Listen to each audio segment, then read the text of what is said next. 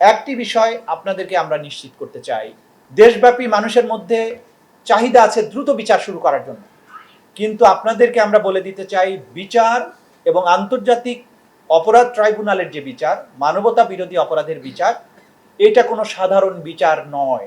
রাজপথের চাপের প্রেক্ষিতে কোনো বিচার করা সম্ভব হবে না, এবং সেটা কিন্তু করতে গেলে বিচার সঠিকভাবে কখনোই করা সম্ভব হবে না। এটা একটা প্রফেশনাল জায়গা, এখানে আইনের এবং ইনভেস্টিগেশনের অনেক খুঁটিনাটি এত জটিল বিষয় আছে, আপনি চাপ দিলে এটা কখনো করা যাবে না।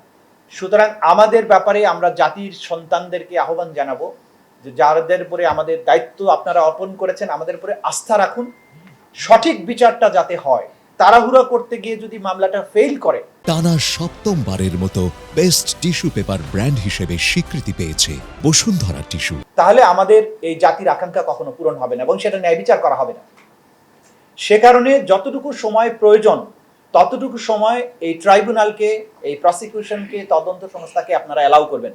শেখ হাসিনার বিরুদ্ধে কমান্ড রেসপন্সিবিলিটির দায়ে তদন্ত রিপোর্ট আমরা পেয়েছি, কিন্তু সারা দেশব্যাপী যে অজস্র হত্যাকাণ্ড হয়েছে, অঞ্চল ভিত্তিক যে হত্যাকাণ্ডগুলো হয়েছে, সেগুলোর নিখুঁত তদন্ত অব্যাহত আছে এবং এটা থাকবে, এবং সেখান থেকে আমরা নিখুঁতভাবে রিয়েল পারপিট্রেটরদেরকে আইডেন্টিফাই করে তাদেরকেও বিচারের মুখোমুখি করার কাজটি আমরা সম্পন্ন করতে চাই।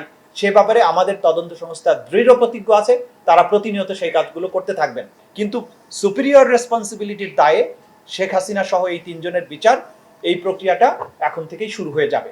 এই কথাগুলো বলে, যেহেতু আপনারা সবাই এই বাংলাদেশেরই সন্তান এবং এই বাংলাদেশ নিয়ে আপনারা সবাই দায়বদ্ধ আছেন, আমরা চাইব বিচারে কোনো রকমের অনিয়ম না হোক, কোনো রকম মানবাধিকার লঙ্ঘন না হোক, বিচারে কোনো ত্রুটি বিচ্যুতি না হোক, কোনো প্রশ্ন না উঠুক। বিচারটি সঠিক এবং আইনসঙ্গত উপায়ে এমনভাবে হোক যাতে করে আসামি পক্ষ কিংবা বাদী পক্ষ কেউই বলতে না পারে যে এই বিচারটা সঠিক হয়নি। সেই বিষয়টা নিশ্চিত করার ব্যাপারে আমরা সম্পূর্ণ বদ্ধপরিকর। এই ব্যাপারে আমরা আপনাদের প্রতি আমাদের আস্থা, এই আমাদের অঙ্গীকার, সেটি আপনাদেরকে জানিয়ে রাখছি।